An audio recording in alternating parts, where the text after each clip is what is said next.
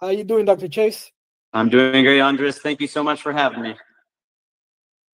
Thank you for joining our podcast today.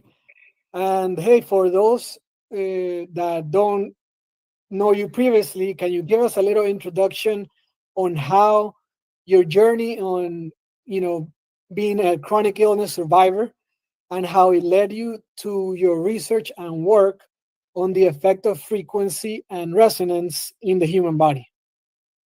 Thank you. So my journey began when I was 16 years old. I was healthy. I was a football player, basketball player. And what happened was when I was a freshman in high school, I got braces. And after I got braces, I noticed my energy started to be a lot lower. I didn't have as much energy as I used to. And then I developed something called a hydrocele. So for those who don't know what a hydrocele is, it's very similar to the hernia, but what ended up happening is I had a bunch of liquid that accumulated in one of the sides of my testes to the point where I had to have surgery. So I had surgery on it, but it's just a routine surgical procedure. But after my surgery, I was given painkillers and anti-inflammatories, and those burn large ulcers in my stomach.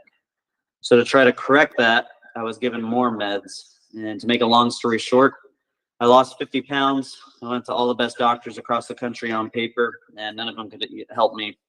They did every single test possible, whether it was imaging, endoscopies, colonoscopies, lab work, and they couldn't find why I was sick, and they couldn't find what I could do to get better.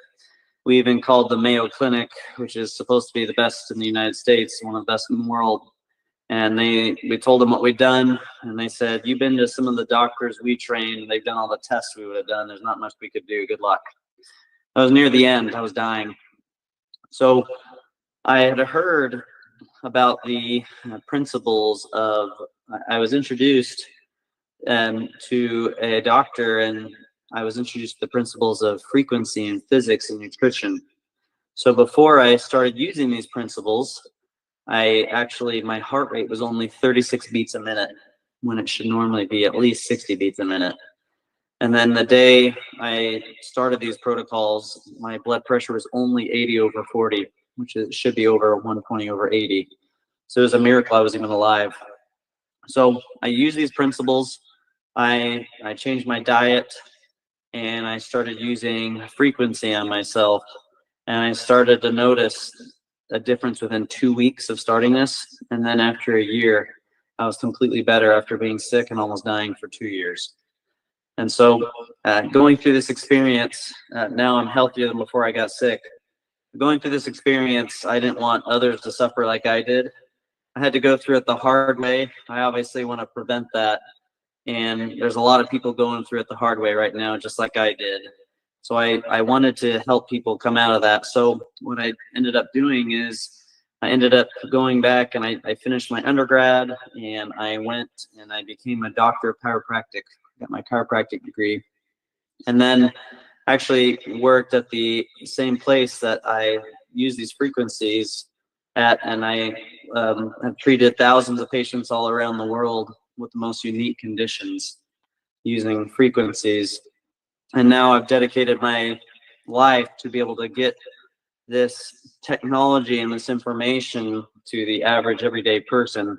I still see patients, but I want to be able to get these principles to the average everyday person, because when you know the principles of frequency and physics and how it applies to the body, then you can know why people got sick in the first place. And when you know the why, you can give solutions and you can figure out ways to get the body better. So that's what I do. Hey, thank you, Dr. Chase, for that introduction.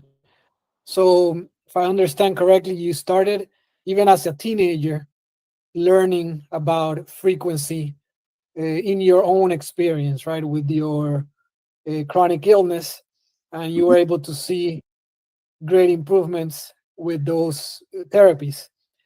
And then now you mentioned that you did your undergrad and your chiropractor's degree, and that there's the principles of frequency in physics and how they apply to the human body. Can you elaborate a little bit on that for anybody that really doesn't see the connection between the two? Yes. So when I look at the body, it's actually very similar to a salamander. So they've done research on salamanders. Salamanders are the only animal or reptile we're aware of that can regrow limbs. And so what they did is one person did this study where they took a salamander arm and they measured the voltage of it. And then because it was a research study, I know this might seem like a horrific thing for some people, but for research purposes, they cut off the limb of the salamander and they looked at the voltage, and the voltage actually shot up. It increased. So as the salamander's limb regrew and grew back to normal, the voltage, which is a measurement of electrons, went back to neutral. And so why the salamander arm grows back is it because it increases voltage, which is the increase of energy into the system. And so the same principles can be applied to the human body for all chronic disease and pain. So our body, it all begins at the cellular level. Your cell is your most basic unit of your body.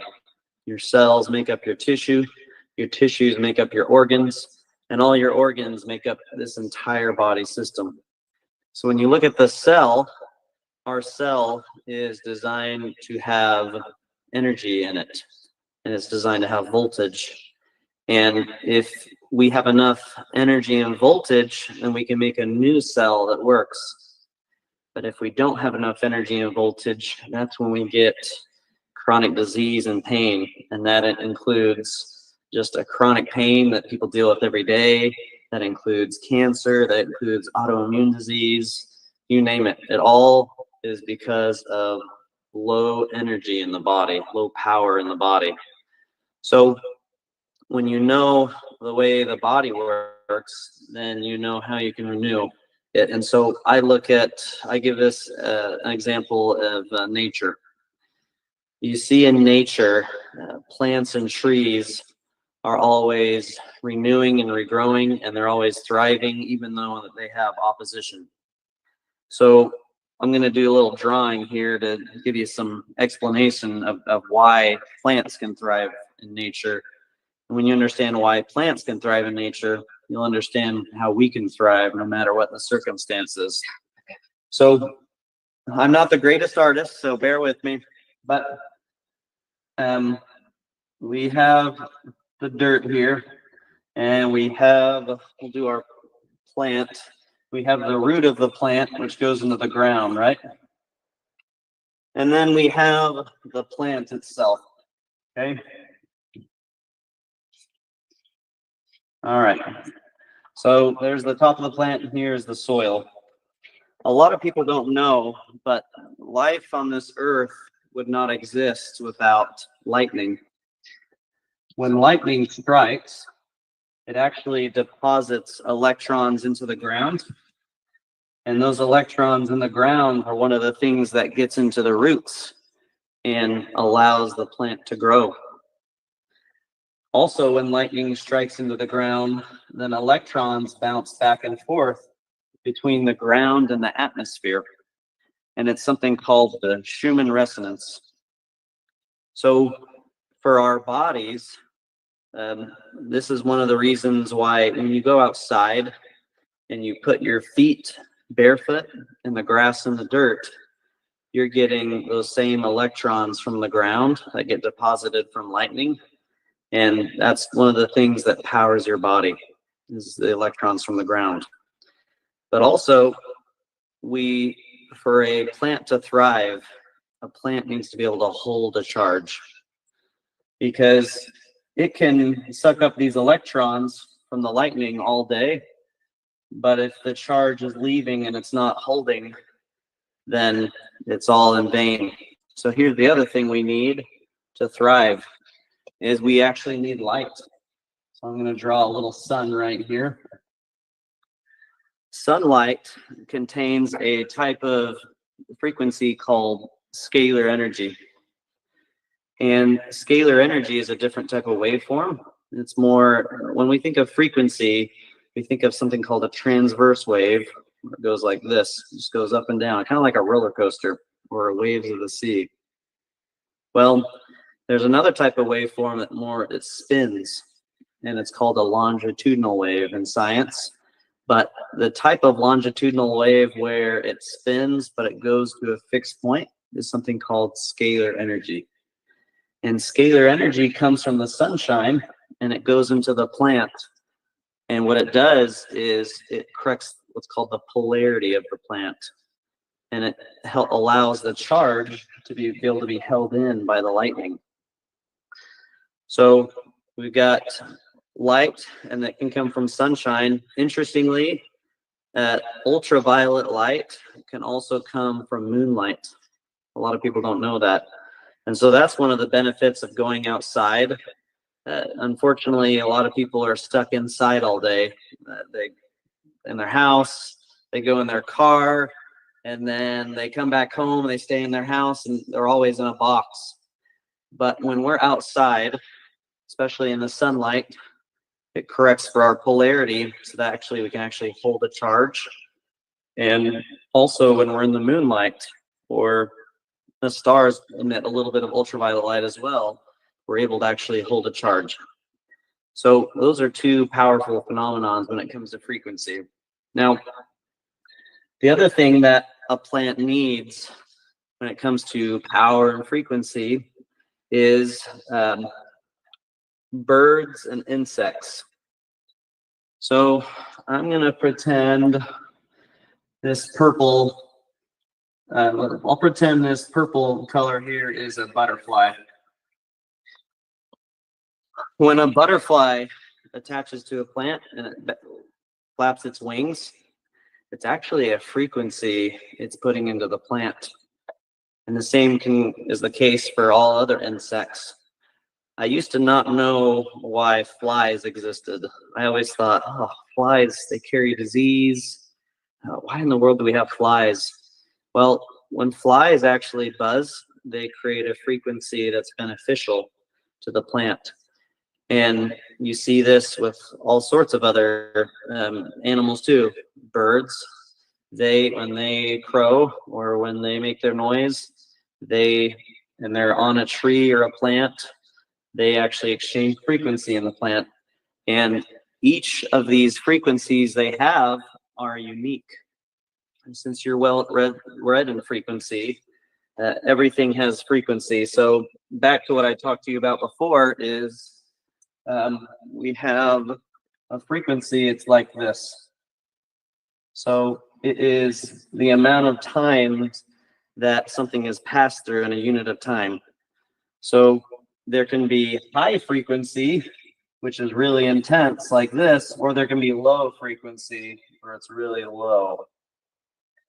And so different parts of the body, just like the plant, respond to different frequencies. And when you look at it, there's two different parts of our body that really use frequency and energy. One part is always turned on, and that is what I call our frequency pathways. So there was a research study done where someone did cadaver dissections, and what they found was muscles are covered in this layer of tissue called fascia. And fascia is that shiny layer of tissue you see.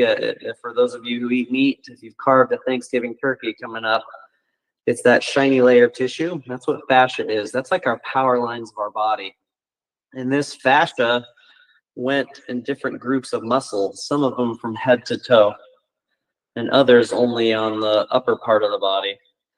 But all these fascia actually follows acupuncture points. So thousands of years ago, you read about the acupuncture points. They had these different parts, different lines that were drawn on the body, and they could figure out why organs got sick based on the energy of these points. Well, now with our modern day technology and our modern day research and dissections, we know actually that acupuncture points are actually fascia lines. And these are like power lines that go throughout your body. And so these fascia or power lines will connect to not only certain organs, but they'll go through the entire body. So for an example is something I call the stomach frequency pathway.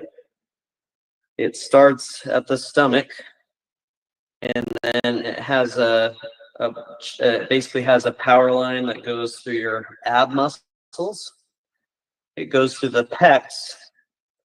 It goes all the way up to the front of the neck, called the platysma, and it goes up your face muscles, and it connects in your eyeballs, and it also connects to the frontal lobe of your.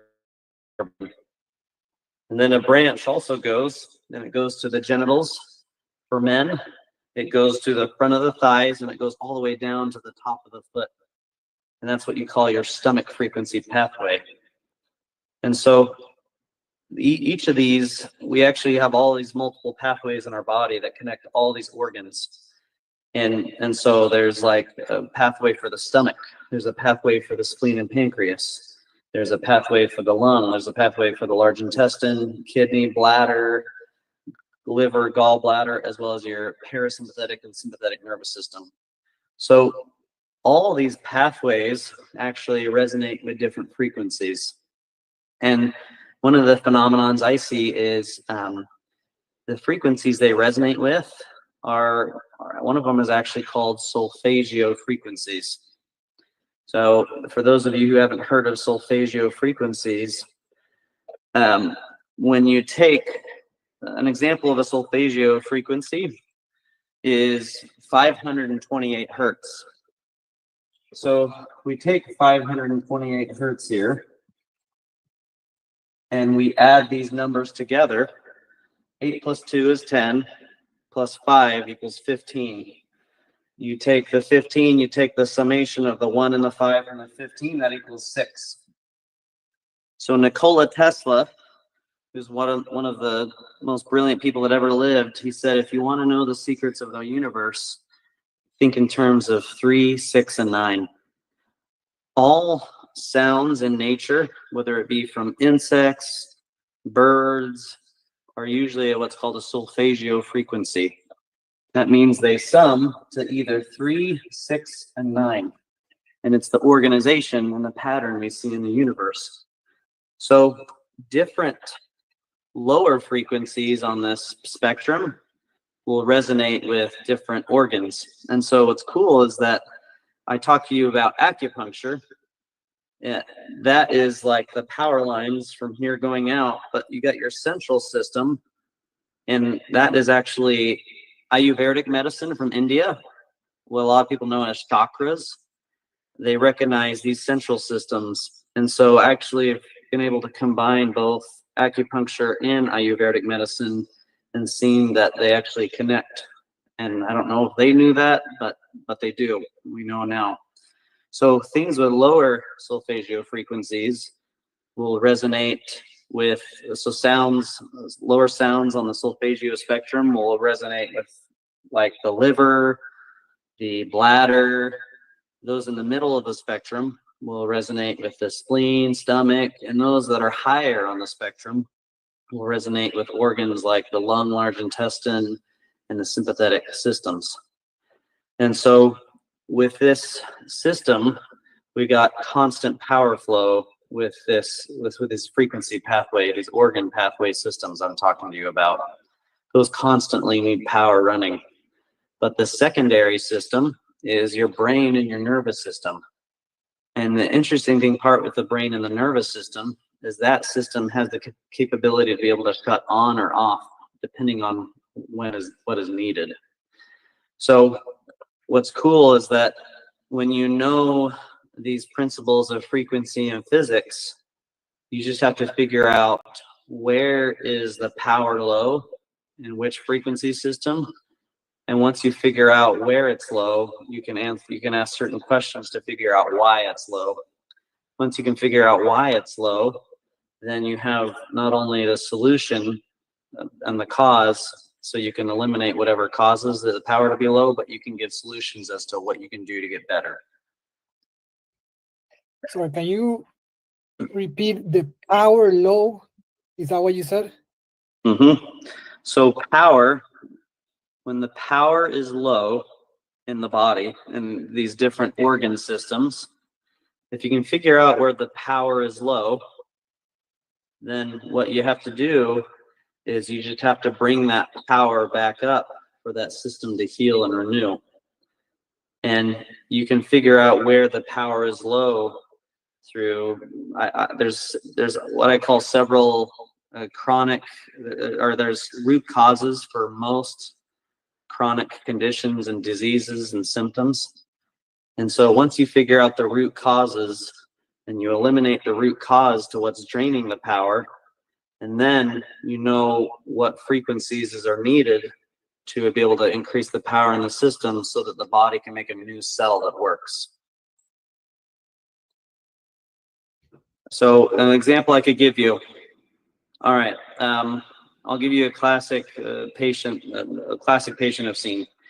I've seen tons of patients that have had breast cancer. Okay, so breast cancer, as I mentioned, is the chest is on the stomach frequency pathway. Okay, and so the stomach frequency pathway fires all those organs and fascia that I told you about, but for females, it also fires the breast tissue. So what happens is when a breast cancer patient, when you see them, you'll notice that their frequency is low in that location.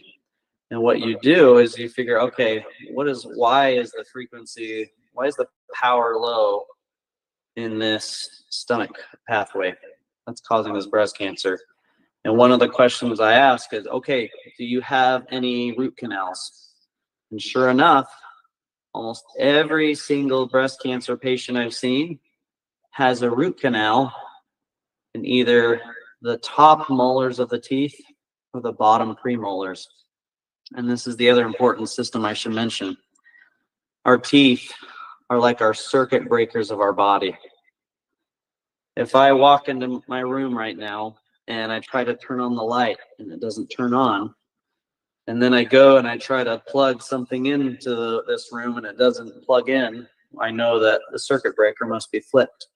So I go to my garage and I look for the circuit breaker, and sure enough, it's flipped.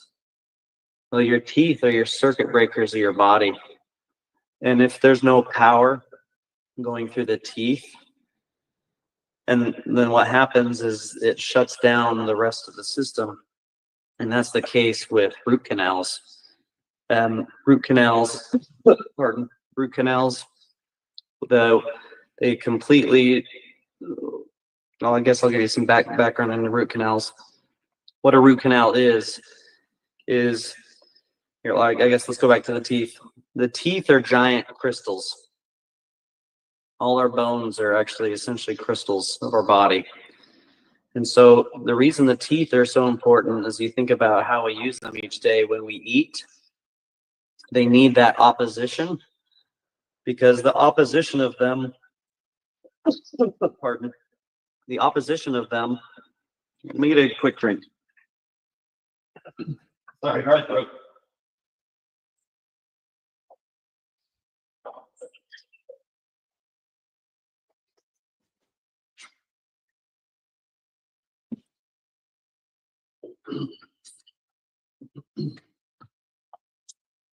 I apologize, talking a lot.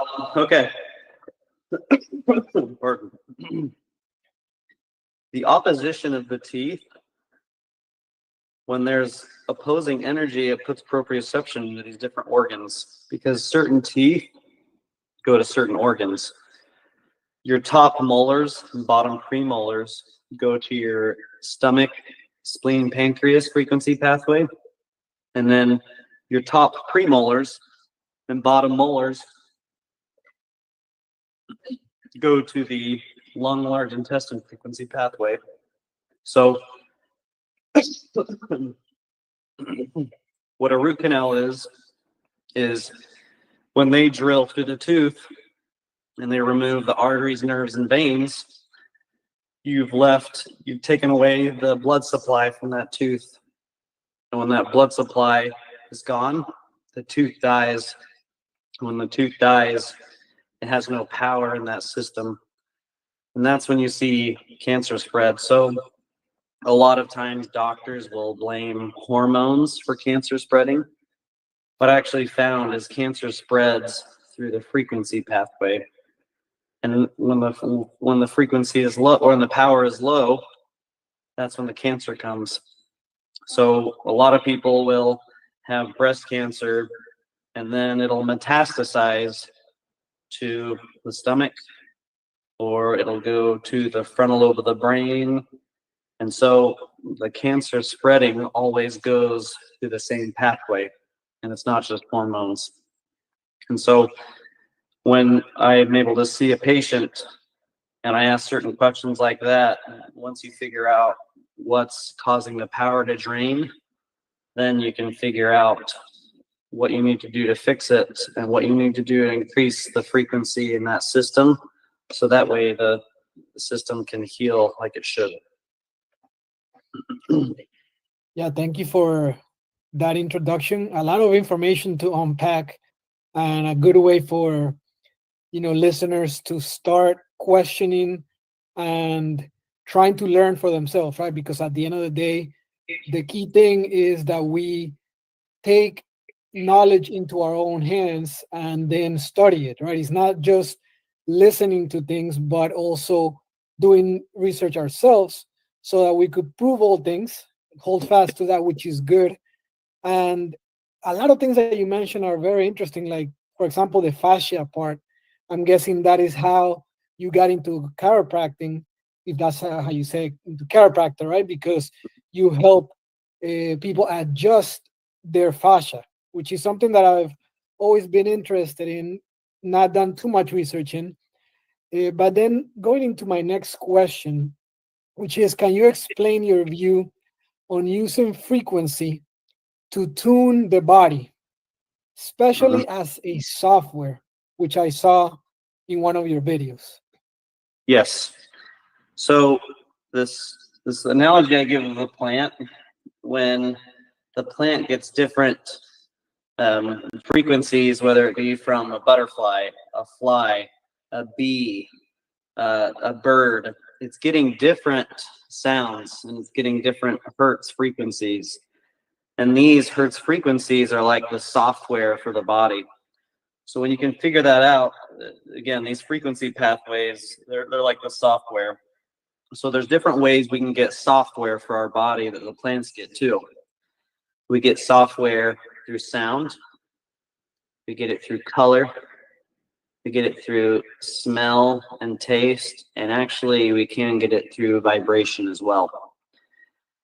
So interesting thing is, I'll give you a common one right now. When it starts to turn dark, you're actually going to see more cases of anxiety in people. And can And you repeat the last 10-15 seconds, because it got cut off for me? so when it starts to get dark outside, you're actually going to have increasing cases of anxiety. And so I'll have a patient come in and they have a lot of anxiety, and you'll figure out, oh, okay, if they have anxiety, that means their frequency pathway and their parasympathetic and sympathetic system is low. And sure enough, you figure that out. And one of the things you can use is you can use different sounds that are higher on the solfeggio spectrum will help that software and that system. And so I've had both patients and people have used this type of system where they tell me, oh, I've had, and these are people without training too. They'll have a patient with anxiety, and I'll tell them, okay, play these sound frequencies, and they'll say, yeah, their anxiety went away after just doing that. But again, that is one of the ways that you use software is sound. The other one is color.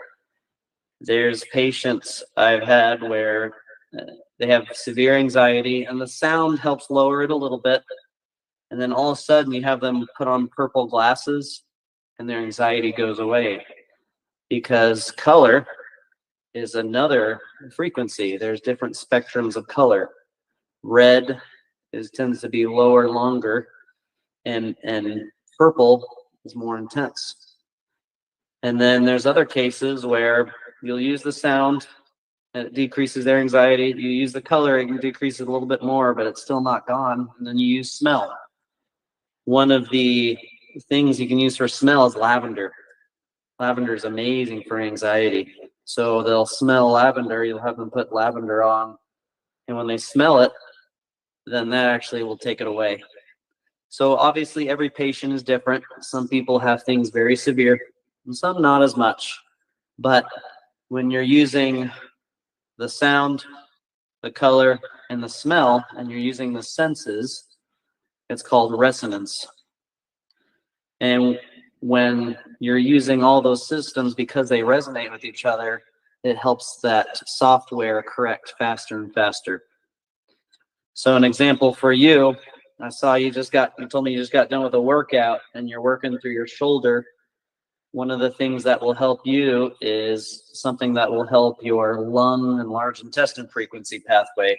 All shoulder injuries I see are when that pathway is not firing like we want to. So things with sesquiterpenes in it, which is essential oils with sesquiterpenes or foods with sesquiterpenes, that helps the lung, large intestine. The color blue will, and higher frequencies on the solfeggio spectrum. And so these are all the principles that you can use, and it's so cool when you know about the physics of things. Then you can again have the solutions, and you can also get that software of the body in tune. Because I could just try to increase power in the body randomly, right? But if we want to fine tune it to a specific area that needs healing, that's when we use the software, which is what we use from our senses: the sound, the color, the smell, the taste, you name it. Now, how or is there a way to quantify these effects that frequency has on the different organ circuits? Mm-hmm. So here's one of the things you can do. There is a actual known there's an actual known physiology parameter called phase angle. And phase angle measures the power of the cell. So what I've done is I've had someone attach electrodes, and I've run these certain solfeggio frequencies. Again, these solfeggio frequencies, or I should say the digital root of 3. That's what resonates in nature. It's more natural, because there's artificial ways of increasing power, but when we do things more based on nature, that's what's more harmonious for the body. But I'll have people have a phase angle number, and then I'll have them just listen to the sound frequencies, or have them, certain frequencies you can actually feel through the skin. And when you start to put it on the body or have them listen to it, you'll see the phase angle increase. And the phase angle increase, that means the cell is increasing its power. And that's a good thing, because when the cell increases its power, it means you can make a new cell that works. So that's been the best way I've been able to quantify it. There's no set research studies, right? I feel like a lot of the things that I'm doing, I'm trying to be a pioneer in this system. A lot of my focus is treating patients. I wish I had more time to collect all the data for research, but honestly, there's so many sick and injured people that you can't possibly take care of everyone and do research. But if there's people in the research industry who are listening, using this and using phase angle would be one of the best ways that would be accepted academically. Now, the other ways that I've been able to quantify it are more based on people's personal experience. So an example is one of the reasons that people get sick and one of the things that drains power from the body is toxins. So for me, when I was sick, I actually later discovered that I had 13 C's in mercury poisoning. So where my kidneys were healthy enough, I had to get something called chelation, which is a chemical means of trying to eliminate mercury from the body, but it does not make you feel well, and it's very expensive and time consuming. So what I figured out is there is actually reverse frequencies for mercury, and it's called a principle called destructive interference. So destructive interference is like this. If this is a frequency over here in blue, every frequency has a polarity to it, meaning there's a plus end up top and a minus end. If I was to take this and flip it, I would have a frequency like this, where it's opposite. Where for this red one, the minus end's up here and the plus is down here. When you add this red wave to the blue wave, what happens is it cancels out like this. It's called destructive interference. So they use this phenomenon with noise canceling headphones. When the frequency of a noise comes in the ear, the noise canceling headphones put the reversal of it. It cancels out the frequency, so you hear nothing. So I've been able to figure out a way to do this through sound. And so mercury, what I've done is I'll play a reverse frequency of mercury, and I'll just ask a patient, okay, do you feel this anywhere in your body? And they'll say, okay, I feel this really strong in my head. And then little by little, that will go away. And so then I take a little history. I say, okay, do you have right now, or did you used to have metal fillings? They say, oh yeah, I had metal fillings. And I said, in my teeth. And I say, okay, did you take them out? Did the dentist take them out the regular way, or did they take them out safely? They said, oh, they took them out the regular way. So when the dentist went and removed those mercury fillings, the mercury vapor was released into their brain. That's why one of the most important things people can do is to safely remove mercury from their teeth if they have those metal fillings. And that's why that patient felt it in their brain, because we were putting that reverse frequency of mercury they were listening to, and destructive interference was occurring. And slowly but surely, that destructive interference makes it so they don't feel it anywhere anymore. And once that's occurred, the charge is off, and the mercury can actually not have a charge, so it can leave the cell. So what's cool is you can use that for not only frequencies for toxins, but you can use this for frequencies that are healing. You can play certain frequencies for certain organ systems, and they'll feel it where they have stagnation in energy, and then all of a sudden that stagnation goes away and they don't feel it anymore. And one of the ways you can also do it is, I call this the plastic spoon test. If you take a back of a plastic spoon and you rub it against the skin, there's areas where it'll stick. Where that sticks, that's an area of stagnation. So I'll commonly see this for people who've had surgery or trauma, like from stitches. If I've had a, okay, I'll give an example since we've talked about this before. Women who've had C-sections. When they have a C-section, they have a surgical scar below their belly button, right over the pubic bone. And that's like taking a power line and cutting it. Over time, the body's tried to reattach the tissue. There's no energy going through. So when you use a scalar energy source, you can get energy going back in that system, and it'll help them that whole system work better just by doing that. So for a woman who's had a C-section, just by treating their scar, with certain lights and essential oils, they can have energy back in areas. And like for some women, they've had intimacy problems just from a C-section scar. And once they get that corrected, then they have more energy going back through that because they're on the same power line. But again, this is pioneering work. I wish there was more research studies out about it. There's not yet. But I believe the time will come when this will be more mainstream in research. But I just go based on all the observations from all the patients I've seen. Definitely. And I mean, we know that all life, all living beings, there is a level of electric currents and magnetism Yep. running through all biosystems, right? Correct. I think the hard part is a tools of measurement, since there aren't many tools to measure this phenomenon, then there's a lot of skepticism around it, or tending towards spiritual practices, right?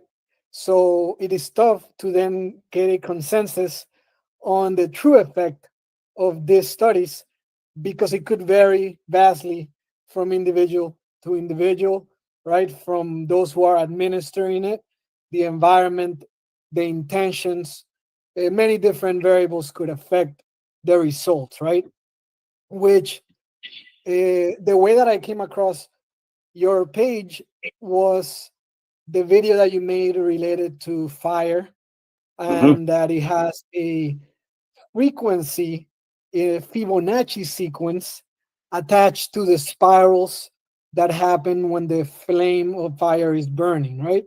And then you Mm-hmm. mentioned a lot of very interesting things. For example, that looking at fire is therapeutic, just to look at it burn, right? And I think anybody would agree with that. Mm-hmm. Another thing that you mentioned is that the color orange helps with overcoming fear, and then yellow with overcoming worry. So, Correct. can you elaborate a little bit on this whole theory? Mm-hmm. Yeah, and I personally believe in a higher power. I believe in God. I think everything created on this earth, there's a pattern, there's an organization to it that's not just random, in my opinion. And so everything has a purpose. And yeah, fire was one of those things. When I think about our ancestors, they didn't have the lights we had, right? But they burned fires at night. And one of the reasons, like you already mentioned, that the fire is therapeutic is when, if you're by yourself at nighttime, and I mean, you might be a better camper than me, but when it comes to camping, if you're out there in the wilderness and you're surrounded by bears and mountain lions, right? That's got to be a scary thing, right? Especially when you can't see. But fires, just looking at that orange color helps you with fear, and the yellow color with worry. It's one of the things that calms our nervous systems when we're scared. But also fires, you'll hear them crackle, especially you'll hear it in all fires, but you'll hear crackles in small fires. When I've calculated it, it actually is in the range of delta waves of the brain. And your delta waves they're more calming. They're what help you sleep, and they help you get the REM sleep. So just by seeing the color and you'll see it doesn't happen through constant flames, but every once in a while you'll see a flame spin. And that's that Fibonacci pattern you referred to. Fibonacci patterns are everywhere in nature. Um, I see it in shells. You'll see it in some shells. You'll see it in waves. Waves are Fibonacci. And again, when the fire does twist, you'll see a Fibonacci pattern as well. And actually, interestingly, our DNA is a spiral. That's Fibonacci as well. So it's no coincidence. Once you understand the Fibonacci sequence and solfeggio, you can explain everything. in anything. Um, so Fibonacci, for those who don't know, from a numbers perspective, you just take this, you start at 0, and then you add 1, and then you add the previous two numbers. So 1 plus 0 is 1. So it goes 0, 1, 1, and then 1 plus 1 is 2. 0, 1, 1, 2, and then 2 plus 1 is 3. 0, 1, 1, 2, 3. And then you do the 2 plus 3, that equals 5. But when you look at the mathematics of it, it increases the spin. And so when in our genome, I've actually seen that cases like trisomy cases, like Down syndrome. Down syndrome is what's known as trisomy 21. Why did it occur on the 21st genome? It's because it's a Fibonacci.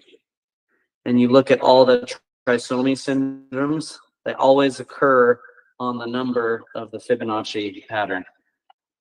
So what's cool about being able to mix some of the background I have, because I got to go to school, and I mean, I know these principles of frequency healed me in the first place, but when you go through school, while you already know this, it helps your understanding. So it's just amazing. Yeah, no coincidence. I agree with you that there is definitely no coincidence, and I like how you started to answer this question, because of course we worship the creator, right? Not the creation.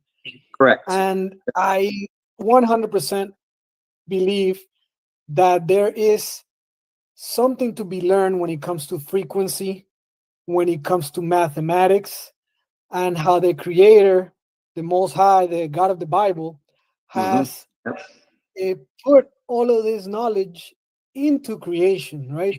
Yep. Now the part where we of course need to ask for discernment, for prudence, the gift of science and the gift of intelligence, is how to interpret this information, because there is a lot of misinterpreted science out there, or spiritualities that mixes these concepts, right? And because it is not easy to measure it, then the science community has almost completely stirred away from it, right? And I think that we need to find a middle ground, in that we need to still be able to learn about the creation and how physics and frequency works, how it relates to our body, without making it, without worshiping it, right? Without making it an idol. And I think Correct. that that is where the next few years, maybe decades, will take us, right? But then, from your answer, I'm wondering, how are you able to calculate the fire and the flames to be delta waves? How did you get to the result? So what I use the phenomena of what's called beat frequency. And so you probably heard a lot of the comments saying, but we can't hear at that range. So there's frequency and there's beat frequency. And that's what a lot of people don't understand, is the principles of beat frequencies. Based on the amount of times you hear something in a minute, you can figure out and calculate the beat frequency. And based on the beat frequency calculation, you know which parts of the brain or the human body it resonates with. That makes sense, beat Makes frequency? sense. Because human hearing, Definitely, based on the amount of times. yes. So yeah, once you understand beat frequency, and of all the thousands of comments I've seen on that, I've only seen one person figure that out. Very smart person. But yeah, beat frequency, that's how you can calculate it. Definitely. And it makes me think, on one of your posts, you sort of mentioned it earlier, which it came to the plant lavender. And it was, if you live somewhere close to the shore and you could find lavender plants, that is great to help for the respiratory issues. And you mentioned something related to the heart frequency pathways. and also the small intestine frequency pathways, and is good for the GI issues. So can you share a little bit more about that? Yeah, so what you were talking about is sea lavender. Um, Interestingly, yeah, there are every when you stay in harmony with, again, it sounds like you and I both believe in God. So when you stay in harmony with God's principles and laws with nature, you're going to have the most benefit and success with your health. So a lot of these plants that are in our area are there for a reason when they're native and local. And when we can tap into that and use that, we get the most benefit. Um, Sea lavender is one of those that's going to resonate with your heart and your small intestine frequency pathway. And so a lot of people, when they think of the lungs, they think it's on the lung frequency pathway. Well, upper respiratory is on the lung frequency pathway. Lower respiratory is actually on the heart frequency pathway. So when people have, there's some people that get respiratory distress on the coast. And so when they use sea lavender, whether they use the essential oil or they use it topically or they use it internally, then you can help reconnect with that pathway so that it can work again. That's why a lot of, pardon, a lot of the classic herbs, again, whether it's herbs, ancient herbs, American herbs, Ayurvedic medicine, acupuncture, when you figure out their chemical composition, then you can figure out what they're best used for. So sea lavender is great for respiratory issues for the lower respiratory tract. But here's one of the things I believe too. When we eat our foods, like when we eat good herbs that are local and natural to our area, I believe that's one of the ways that God can deposit them. And so back when COVID started, I started noticing there was tons and tons of dandelion everywhere. It was higher than other dandelion seasons I've seen. It's like there's something in here that's good for COVID. I know it. And sure enough, the sesquiterpenes in dandelion are good for the lungs, which is one of the things that affected them with COVID for people. And then research didn't come out till later that people had used dandelion for COVID symptoms with success. So it's all in there once you understand the frequency and physics. Again, God's the creator, and one of the third book I'm working on right now, it's actually going to be on health in the scriptures, um, specifically the New Testament. Um, Again, I respect everyone's beliefs and rights. I'm a believer in Jesus Christ myself. And a lot of these healing principles all testify of him. So an example I could give you is when the Savior was on the cross, the Roman soldiers gave him vinegar in his mouth. Well, vinegar is actually one of the most powerful things on this earth. Vinegar not only acts like a preservative naturally to preserve food, but when you pickle food in vinegar, it helps it be more digestible. But the other thing vinegar does is the taste of vinegar is bitter. And what I've seen with patients is that those with vagus nerve issues, when I'll put vinegar on their tongues, it'll completely help their vagus nerve and their parasympathetic system, which helps their body rest and digest. And in my personal opinion, that's all symbolic of the Savior. So again, credit to God. He does all the healing. All these are just tools and instruments in his hands. Definitely. I like what you just said at the end, that, all credit goes to the Most High, because he is the one that does the healing. And but at the same time, all throughout my adult life, I have studied many different um, topics related to science, related to history, to mathematics. And one thing that is an opinion is that there has been many topics that the enemy has sort of captured and dressed it up in a spirituality that would basically seem that it goes against the Bible, so that we stay away from it. Now, I would say that a lot of it is very dangerous, but that doesn't mean that everything within it is a lie or deceit, right? And that's Agree. to preface to my next segment, which is one of the videos that I really liked from your Instagram was how you said that in Texas there's the cicadas, right? That insect that makes a high frequency noise, and that it actually has an effect on the cranial nerves to help with body temperature regulation. So in the summer heat, this sound actually helps us with regulate the heat and our body temperature, right? Now, Correct. Mhm. one thing that I stumbled across while researching that is that this high frequency noise can actually be described as white noise. And that's just one description that the page that I found described it as. But I couldn't help then to remember the movie White Noise, which I don't know if you're familiar with it, but it is a horror movie, which basically Mm. through white noise or like a radio in static noise, spirits are then able to communicate with living people.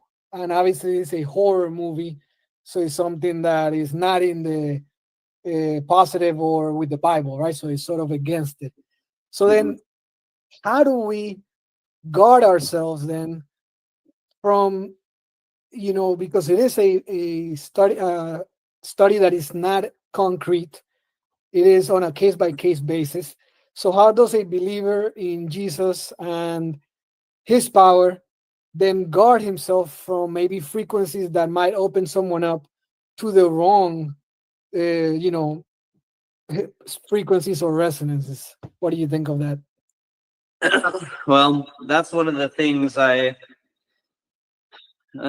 interesting things is, yeah, with great power, we've heard the phrase, with great power comes great responsibility. And when you know about the principles of frequency, which again I believe come from on high, if it gets in the wrong hands, it can be used for very bad reasons. You look at, I do believe there's evil people in this world trying to use frequency against us and our health and our bodies and our spirits. But we're on the winning team. And what I like to say is, it reminds me of the scripture in Galatians 5:22-23. It's the fruits of the Spirit. And the fruits of the Spirit is love, peace, joy. There's a bunch of fruits of the Spirit. And so things that are light and things that are dark.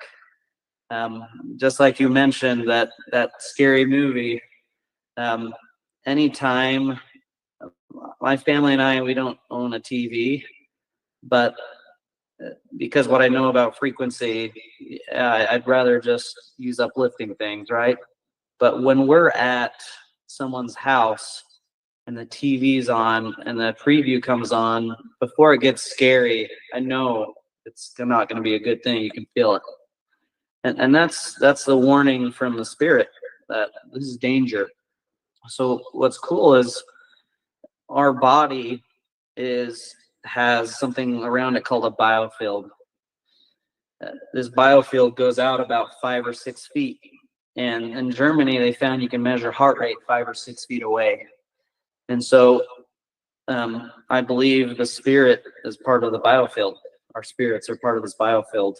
So you've seen this phenomenon. Again, this is not just research that in Germany you can measure heart rate 5 or 6 feet away. But let's say you're in a room with someone and you can feel the energy, whether it's bad or good, even though you haven't touched them or talked to them, you're feeling this other person's biofield. And so the spirit will warn you away from danger. And so when there's anything dark or bad, you get a bad feeling about it. But when you're getting like a good feeling, like a feeling of peace, joy, faith, happiness, confidence, that's from the spirit. And again, you always have to be watchful and surround yourself with light. One thing I didn't get to mention as much, but I think sounds like you're open, your audience is open. When I talked about polarity earlier, is when we pray, we correct the polarity of our bodies so our bodies can actually hold a charge. So prayer is real. It works. It's faith. It takes faith, right? But when you surround yourself with light, whether it's through prayer, the word of God, surrounding yourself with good people, people feel spiritual, they feel the love of God going out in nature and inspiration. When you surround yourself with light, you'll know what's light, what's good. And so stay close to the light and you won't be led astray. Definitely. And of course, the fruit of the spirit is what we would want to harvest, right? Not the fruit of the flesh. And those again are love, joy, peace, patience, kindness, goodness, faithfulness, gentleness, and self-control. So of course, we need to, as I mentioned earlier, always pray for discernment so that we know that which we are getting ourselves involved with is coming from the Holy Spirit, and that anything that is not of the Holy Spirit, that He gives us the discernment so that we reject it and get out of that, right? So I think in that sense, we agree, and we also need to be willing to study, right? Because as I mentioned, the enemy has corrupted many things that are of the truth and put a spin to it that then make it seem like something evil. So that's where discernment comes in. We have to be very careful because we don't want to also be contaminated with the wrong information. But that doesn't mean that there isn't something good with it, Yep. And another thing that I wanted to ask you about was when it comes to platonic solids and how it relates to frequency, resonance, and the human body. How do you think we could understand those three things better? Okay, we're getting deep here, but I'll explain it as simply as I can. So platonic solids are different shapes we have. So one of the shapes of a platonic solid is a cube. Another platonic solid shape is a sphere. And so another one is a pyramid. So there's all these different platonic solid shapes, but scalar energy from the sun will implode into platonic solids specifically and increase the energy. So when you see fruits, they have a certain shape to them. They have that shape for a reason. Especially you, Andres, you're in South Florida, if I remember correctly. You're getting a lot of grapefruits, lemons, limes, oranges. Those are all a sphere shape. So just based on shape, you can actually change the energy for good. And so that's why these fruits are shaped the way they are, is energy is able to implode into them. And that's also what gives you benefit when you eat them. That's one of the software systems we have.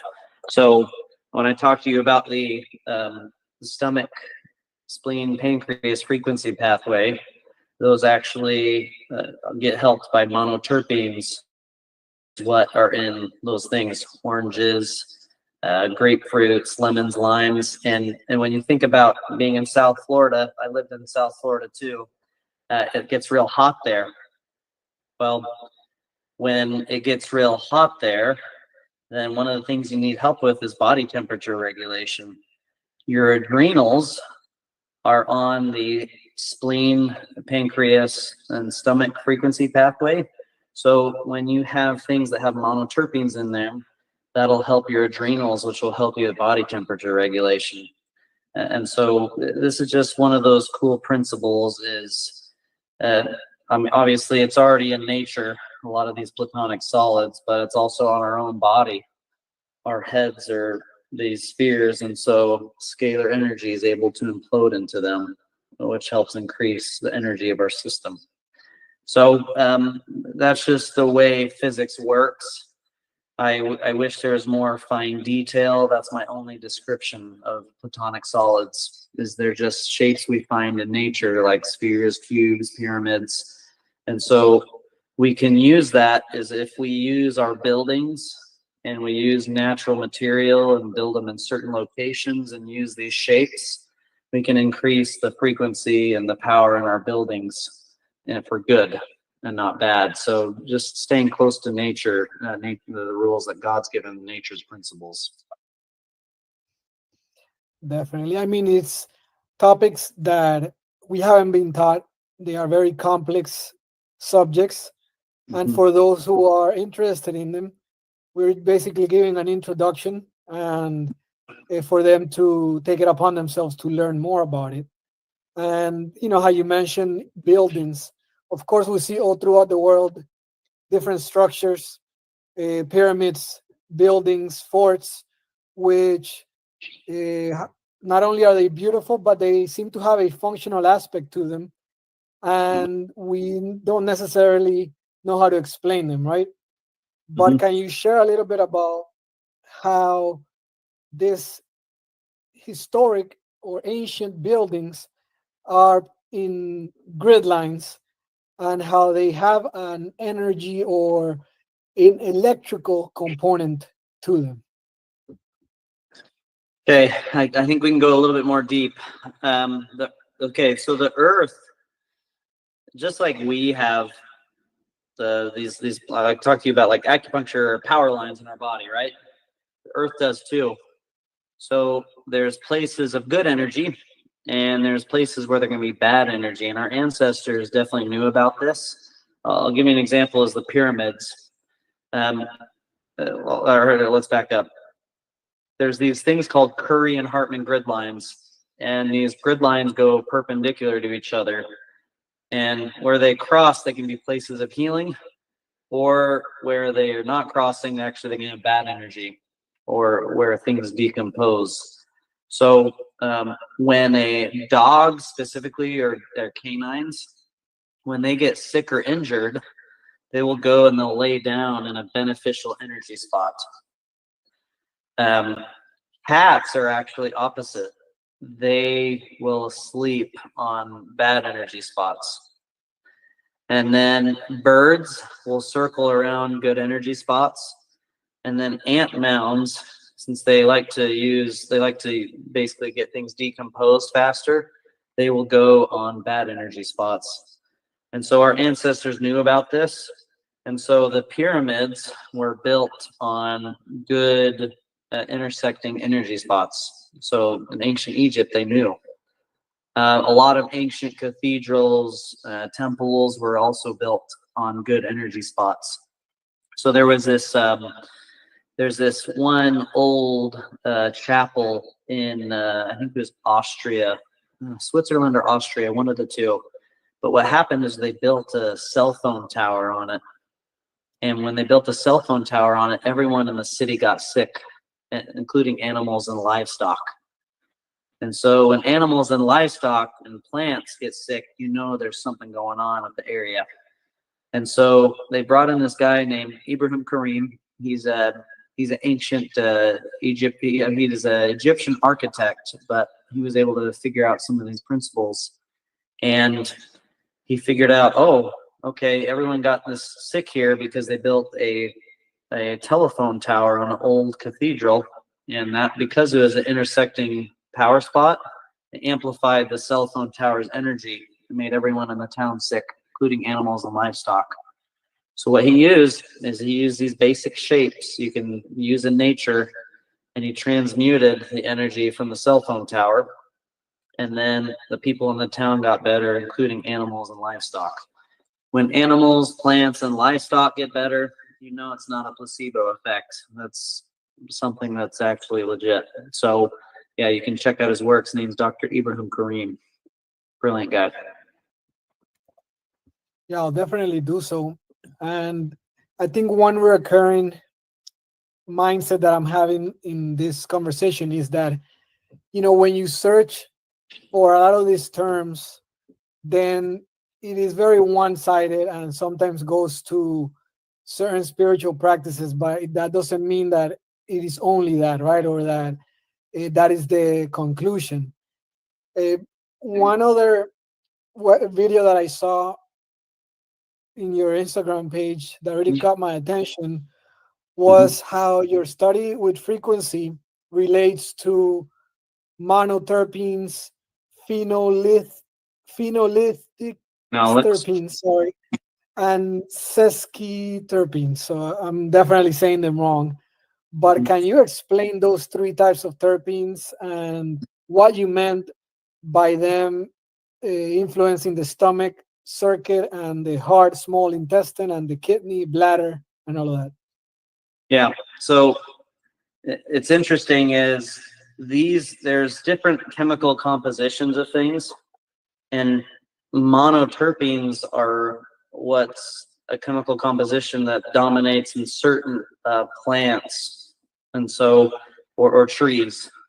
And so, like I mentioned to you earlier, monoterpenes, you'll see them in lemons or limes or grapefruits and stuff like that. But monoterpenes, when you either smell it or when you eat it and taste it, it helps with that software in the stomach, spleen, and pancreas frequency pathway. Now, phenolics, those are different fruits and vegetables than what dominates in the monoterpenes. When you eat those or smell those help resonate with your heart and small intestine frequency pathways. And then sesquiterpenes are interesting. Sesquiterpenes make up two different pathways. They make up your kidney, bladder. When you smell or taste those plants with sesquiterpenes, they help with the kidney, bladder, or the lung, large intestine. And so once you know what the chemical composition of something is and what dominates it, you know what frequency pathway it resonates with. And so for those three, that's the case. And so what's cool is when you apply this to patients or your own body, um, like I said, everything you see, the closer you are to both in your area and in season is key. You're in South Florida, you should be coming up on orange season right now. And so we know that oranges are going to not only have the monoterpenes, but they're going to have the vitamin C, which will help when people get sick. Not that it gets too cold there, but once you know the chemical composition, you can either use the smell of it through essential oils, or you can put it in a pot of boiling water and boil it.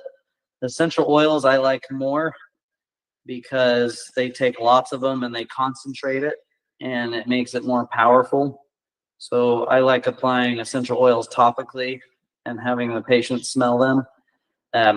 But when you do both the smell and the taste, it gets right to that frequency pathway to accelerate the recovery process for whatever you're going through. So the key thing, if I hear correctly, is identifying the chemical composition of Mm-hmm. the substance so Mm-hmm. that then we could decide on which frequency pathway of which organ we could help, right? Either through smell, taste. Well, there's also sound frequency, right? Mm-hmm.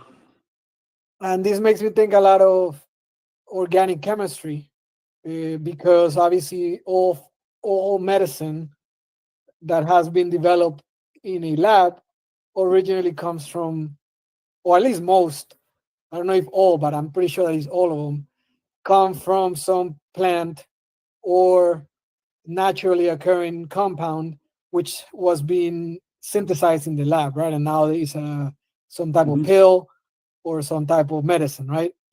So Mhm. similar in this sense, we are finding the chemical composition to then identify which frequency it would be helpful to, right? You got it. So Correct. how do you identify the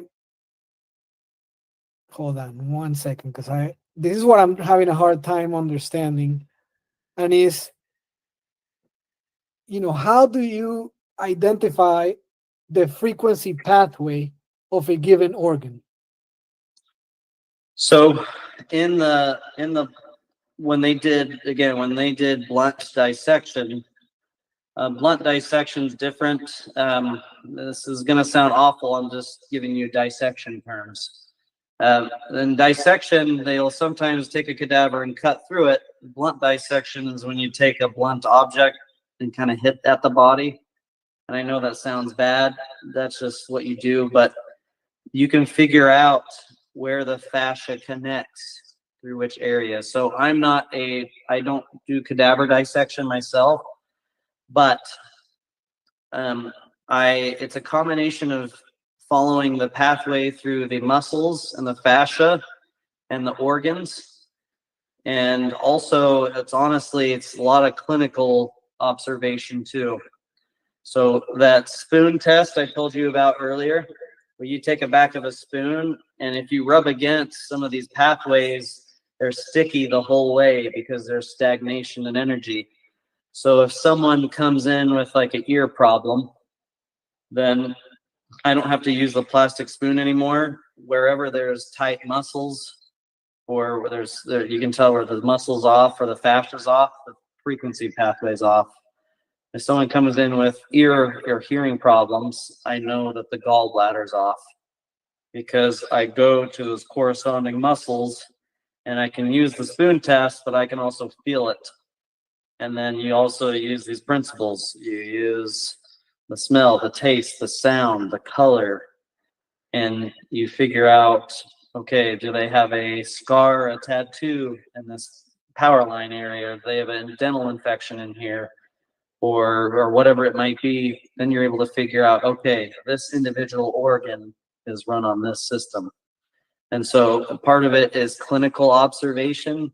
The other part is some of the blunt dissection that's been done in the research. But in some of the blunt dissection they do, because it's such a forceful way to dissect, you can't possibly get all the fascia connections to different organs. So hopefully there's a way in the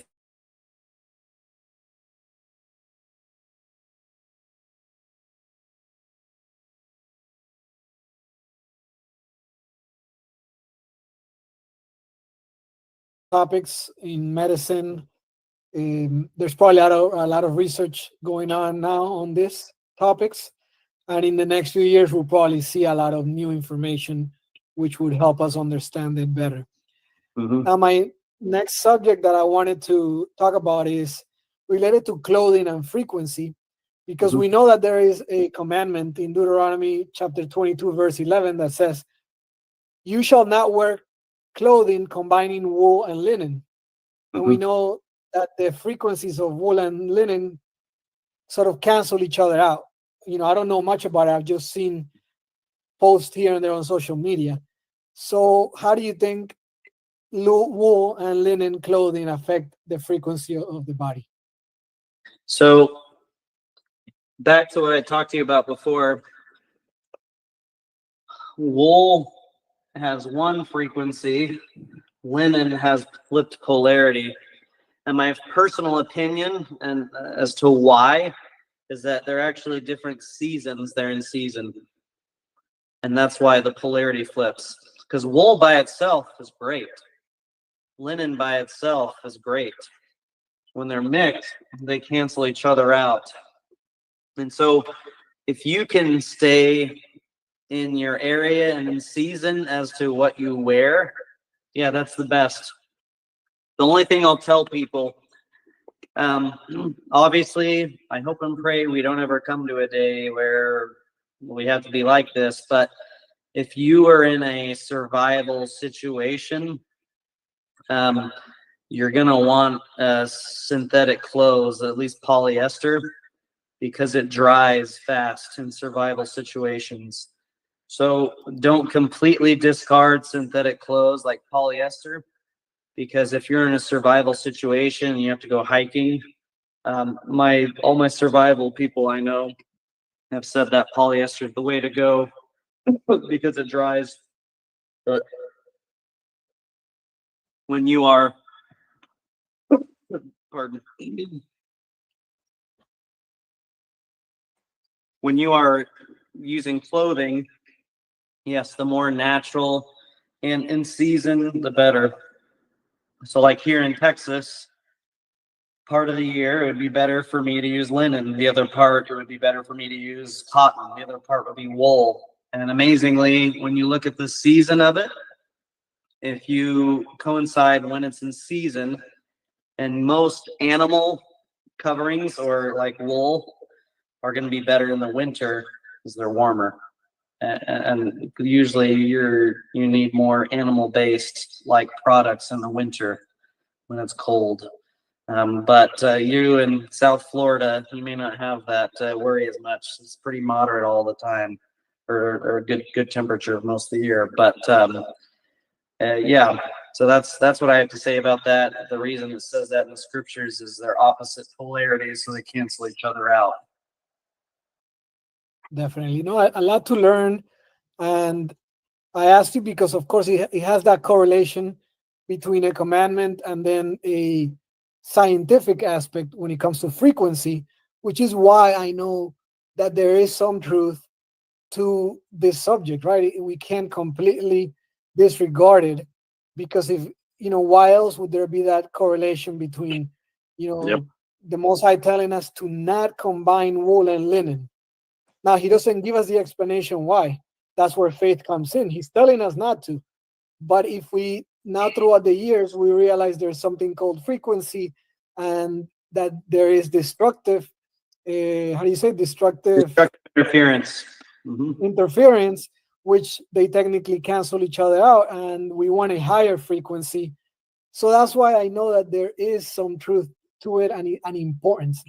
There is Yep. that we need to gain. We need to get that wisdom and understanding. And Mhm. it's very interesting that you mentioned, a survival situation because, hey, we know that in the end of times, his people, the remnant, will be taken to the wilderness, right? And in those cases, survival will be important, and then we would have to do fires, right? In that case, we will fear not because we have him, and Yep. we will not fear, but we could look at the fire and then find calmness, peace, right? In looking at those fires. And when we talk about the end, they say the end of times. I mean when we know the Savior's going to come back again, there's obviously there's going to be some places where they're more chaotic, but I personally believe that the Lord will protect his people who do their best to follow him, right? You don't have to be perfect, just got to do your best, right? And I think the good people will be gathered in safe places, but yeah, time will tell. We'll see. We're on the winning. Definitely. Yeah, that's where faith comes in. He will, as I agree with you, he will protect his people. Yep. And you mentioned this next thing a little bit before, which is grounding, right? Now, grounding is such a trending topic. A lot of Mhm. people are talking about it on social media. But can you give a brief explanation on how grounding works and how it raises your frequency, voltage, and vibration in your body? Mm-hmm. So again, our feet are like the bottom of a tree or a plant, and then they're like our roots. When we put shoes on or anything artificial that blocks it, and we're outside, or if we're on cement, then it's going to block our exchange of electrons from our body to the ground. But when we have our feet in grass, dirt, sand, that is wherever the soil is. we're actually getting an exchange of electrons. And when we have an exchange of electrons, that's what raises the power in our bodies. And so again, that power comes from lightning. Lightning strikes and deposits electrons in the earth. Lucky you, you live in the lightning, probably capital of the world. So one of the best times to go outside and put your feet barefoot in the grass and the dirt is after, or the sand is after lightning storm. Obviously, wait for it to pass so you don't get struck. But that's one of the best times to go, as you're getting the most power in your body after that. Yeah, and I think again, the thing about these topics is that they are very tough to measure.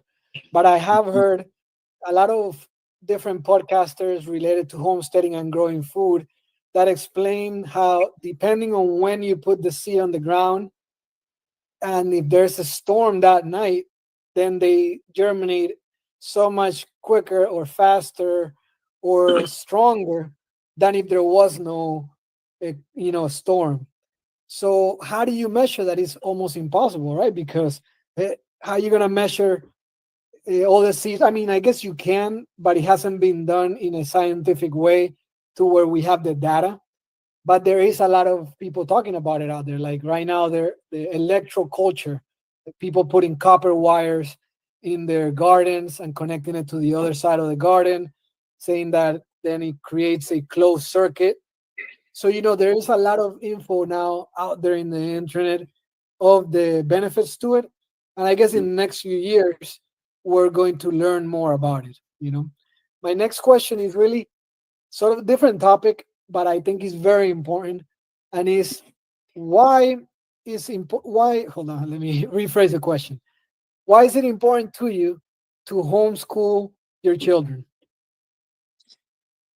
Well, I went through the system. I can honestly say I went through the system. I at chiropractic school after your undergrad, and I'm not saying this to be cocky or anything. It's the equivalent. It's a doctorate program. So we studied in 3 years and 4 months, what other doctorate programs study in 4 years. So you get a lot of information packed into one. And my personal opinion is that the degree comes from man, right? I don't have to, like we mentioned before, God does all the healing. All these are just tools and principles in his hands. The reason I had to get the degree is so I could see patients, right? But in my personal opinion, if the education system was set up right, it would be more of an apprenticeship and less of a study in the books. Because most of the schooling system, honestly, is 20 years behind the times, in my opinion. And it's not efficient. All the hours you spend at school, both in school and doing homework, they give you a lot of busy work, and it's very expensive. It's not really cost efficient, especially for the incomes people are making with large amounts of debt coming out of school. So having gone through the system, and I'm not saying education is bad, right? It's good to learn, but it's even better if you can learn on your own and you can be proactive. So I got to be careful how I say this, but again, because I've gone through the system, I feel like I can say this. Every profession I've found is very dogmatic, like, oh, our profession's the way to go. And you go to the other professions, they're a joke, or ours is the best. And I actually get that vibe from all the different healthcare professions. And the reason why I think that's the case is when you look at brainwashing techniques, one of the ways you can brainwash someone is if you give them high amounts of information and little sleep. Guess what? Got our modern day school system, in my opinion. The modern day school system is meant to crank out people who are employees, meaning they've designed it so that they want you to work for someone and be happy with it. My opinion is that some of the best minds and some of the best people were not in the education system. Let's look at the Savior. Jesus, the educated people of the day were the Sadducees and Pharisees, but the Savior was a carpenter. And look who knew more. Look who knew more about everything. It was the Savior, obviously. So I want to. We homeschool. We've been inspired to homeschool our kids because I don't want them to be a employee. I want them to think independently, and I want them to follow their passion. And I also, these poor kids, I see it all day. They're stuck inside. They're not going outside. Recess is getting shorter and shorter. PE used to be 5 days a week. Now it's 1 day a week. And they give them hardly any time for physical activity, which is what they need, and being outside and creating. And they're giving them screen time only. And so to me and my wife and I, we felt inspired. We were like, you know what? We don't feel like the school system's right for us. And for some people, a school system might be better. And it is a sacrifice as a parent to do homeschool. Um, because I'm teaching my kids, it means sometimes I have to have late nights and early mornings, plus seeing patients and everything I do. But it is worth it. The most beautiful thing I see is that a lot of the kids in the neighborhood will knock on our family's house or ring the doorbell to come play with my kids, because they say that, I've heard from other parents, they've said, your kids bring out a fun side of my kid that I don't normally see. And when these kids are stuck on a screen all day, or being told that everything they have to do is on a test written in a box, then they lose their imaginations. And the creator gave us our minds for a reason, to be able to create. And so that's why we do homeschool. Again, no judgment on people that do school. I think there's some amazing schools out there, both public and private. But from the big picture view, I we are very social people. As long as you're social, which my wife and I are, we go out, we still talk to people at church events, sporting events. We get out in the neighborhood. As long as you're social and your kids learn basic reading, writing, math, and to think for themselves, then it's well worth it.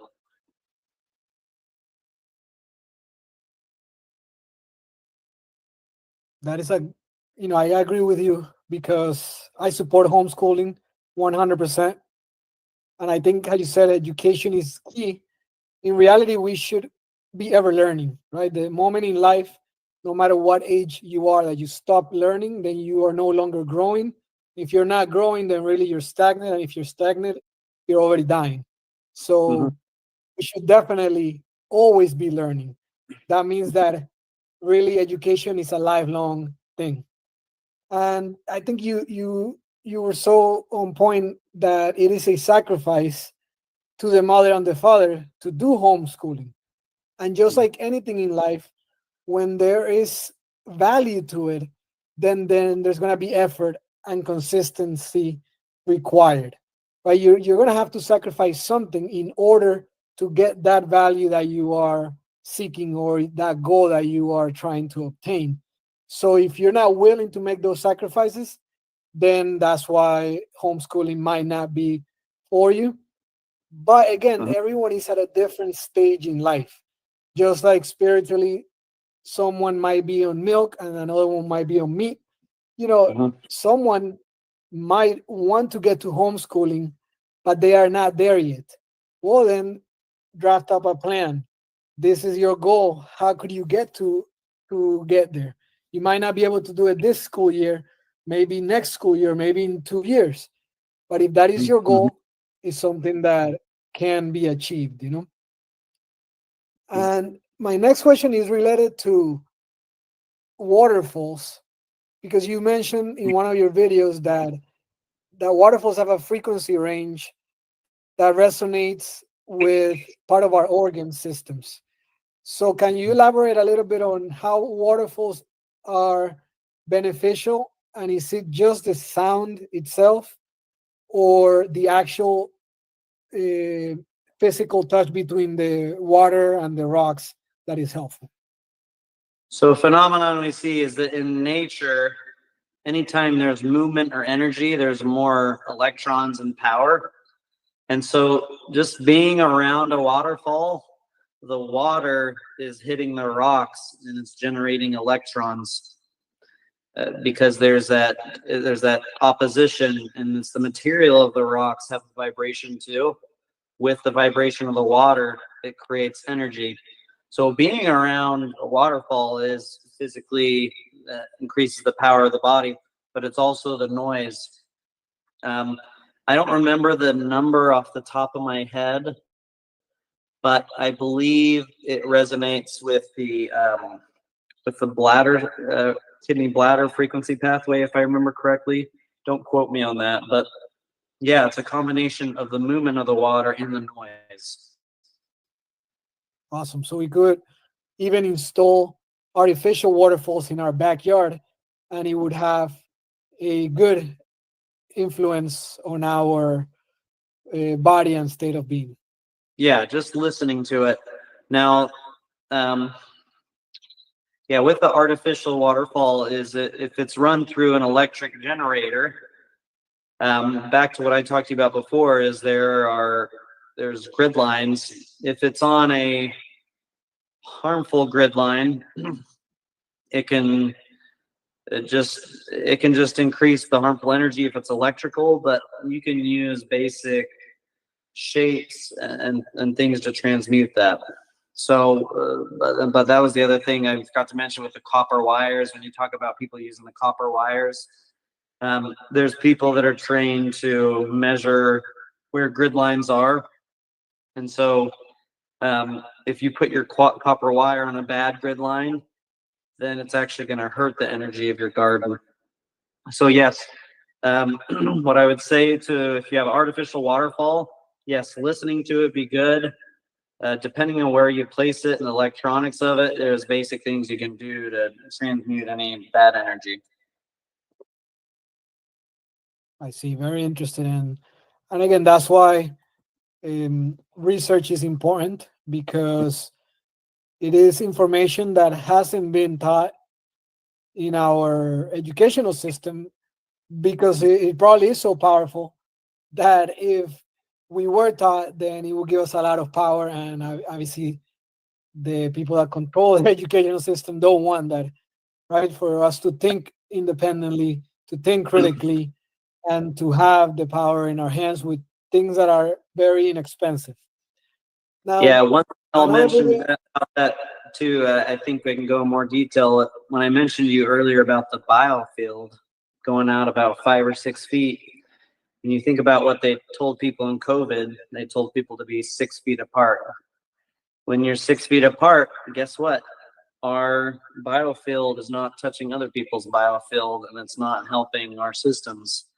Even though you're not touching someone, if you're close to them, you can get an exchange of power and frequency with someone else. So bad people, I do think, know some of these principles, but they're trying to use it for bad.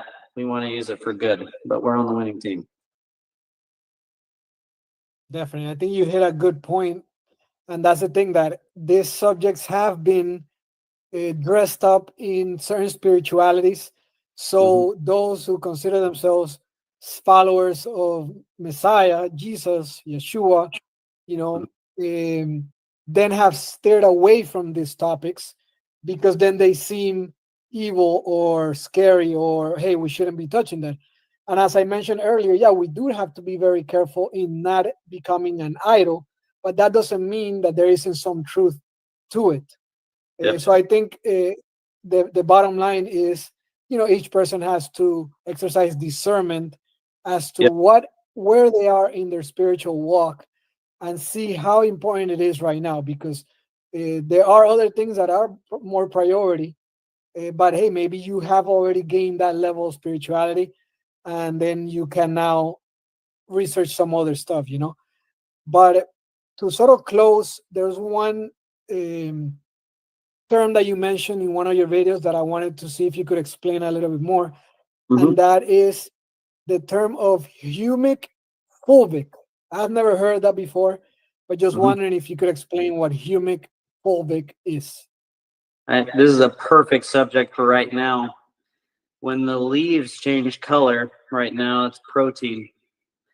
And what helps break down protein is mold and fungus. So when mold and fungus breaks down the protein and the chlorophyll that's in the leaves, it deposits what's called humic and fulvic in the ground. So our ancestors used to have tons of humic and fulvic in the food, and sadly, because of fungicides that have been sprayed, the humic and fulvic content in food is really low now. But I'm hoping as people have started to shift farming practices where fungicides are not used, I'm hoping we get the humic and fulvic levels back up. So that is one of the supplements that I'll suggest to my patients and the everyday person is humic and fulvic. Humic and fulvic are one of the only things on this earth other than hydrogen that can be both plus and minus. And when it's that way, it is one of the best balancers to get to help eliminate heavy metals, but also to help balance the minerals in our body. It's a super nutrient, and it should be in our soils more. Again, in the future, I think it will be, but right now it's just been depleted. Oh, I can't hear. Yes, that makes me think of a food forest and in general how a forest grows, which it basically builds over time, fallen leaves, Hmm. branches, and in general decomposed organic matter is what makes the floor of the forest. And Yep. obviously that's where we get the richest soil. And nobody's adding fertilizer to it. It's just over time it builds layer over layer over layer. So, and you also mentioned oxygen. And in one of your posts, you mentioned how mountains, has a platonic soil, solid, because it's in a triangular shape. So, of course, it has the scalar energy that implodes from the sun. But then you mentioned one thing, which is when we're in higher altitudes, then we consume more CO2, and how that is actually a benefit to us when the understanding is that when you go up in higher altitudes is bad for you, or it could harm you in any way. So can you share a little bit on that, the CO2, and how it actually could be benefit to us? Yeah, that's the common misconception people have is, oh, altitude's bad. And but when they've done research on people, they've found that the when you increase CO2 in the body, CO2 is two parts oxygen.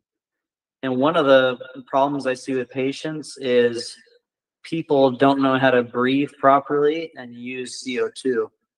So there's a breathing technique out there. It's famous for this called Buteco breathing. There's some basic tests you can do where you can breathe in, breathe out, and then you hold after the breath out to see how long you can hold it. And we're actually meant to be able to hold our breath for around 40 seconds, and most people get around 10 to 20 seconds. So our body is actually meant to use CO2 actually for good. So when we go up in the altitude and our body learns how to use the CO2, we get benefit, and they see it in people weeks and months after them being in the altitude and elevation. It's a very interesting concept, and how you mentioned misconceptions that we have, because um, that's why it's important to have an open mind and be able to entertain new information that might contradict to your previous programming, and then use discernment again to then come to a new conclusion, or to even confirm your previous understanding. But if you're not able to entertain that new information and you immediately reject it, then how are you ever going to learn new information? How are you going to ever learn new things? Question yourself, question what you previously learned. So I think Yep. it's key to be able to be open-minded, and then, hey, let me come to a conclusion on what I believe or what I don't believe, but we need to be open-minded at first. Now, the Yep. last question that I wanted to ask you is really for Mhm. anybody that is listening and they only remember one thing from all the different topics that we talked about. What do you think is very important for them to, remember from this conversation today? Uh, I think what we talked about earlier is having discernment is huge. And again, I don't say this. I want you to discern what we talked about today, right? Use prayer and study and faith. But I know when I've given seminars, I've heard other people say, "Oh, I feel the Spirit, testify of truth." Uh, but again, for any information in this world, like you say, I think you're right. Discerning between what's good, what's right, and what's bad. It's one of the most important things right now, especially with artificial intelligence right now. I'm not saying artificial intelligence is bad. We can use it for good, but honestly, a lot of the artificial intelligence is skewed, and with this what they call deep fakes now, what something that might appear real may actually be false, and that's the same with the research studies. There have been research studies approved that have actually been false, or there have been research studies that never came out because they didn't show beneficial things when they should have come out to actually show that something was bad, right? And so you're right. I do believe discernment right now is one of the best gifts you can develop. Figure out how to develop it right now, and it'll serve you well. Definitely. I think you hit the nail on the head because there is a lot of truth related to frequency resonance and how it affects our bodies, because it's all around it, from a molecular level all the way to, from micro to macro. Everything has frequency, everything has electric charges to it. So to say that it doesn't have an impact in our lives and our health is really ignoring an aspect of reality. So it's something that needs to be studied more, Hmm. just like any other science out there, very carefully, right? Hmm. But I think that, as time goes by, we're only going to learn more about it and use it to our advantage. As you mentioned with AI, is a tool. Any tool can be used for good or bad. So Hmm. at the end of the day, it's not the tool itself that is bad, it's how it's used. So we know that with this topic, let's just use it for the right reasons, and it will Yep. help the people that is meant to help. Now, Yep. how could someone listening to this, if they wanted to get in contact with you or follow your journey, get in contact with you? Or do you have any upcoming projects or events that you want to invite people to? So, if you ever want to learn about us, we have an Instagram called Healing Playbook. You can follow us, or we also have a website, healingplaybook.com. If you ever need to schedule an appointment, and on there you can find information on our membership. I created a membership where people could have these frequencies through their own phone or smart device, and I teach you simple ways things you can add to it to avoid any EMF or radiation, so you get the good pure frequencies, and also other biohacks. So if you're interested in that, visit healingplaybook.com, and then again, uh, stay stay tuned. My book hopefully coming out. I'm hoping in less than a month. It'll be on health in the scriptures, health in the New Testament, where I give you some of the background knowledge on the reason on some of the healings in the New Testament, and some of the principles we learned in there are using frequency and physics and power. So it'll be good. Hey, that sounds like a very interesting book. I'm looking forward to it. So everyone listening, if you found any of the topics that we talked about, he currently already has a book out there, so you could check it out and get it. But also very excited for this new book coming up.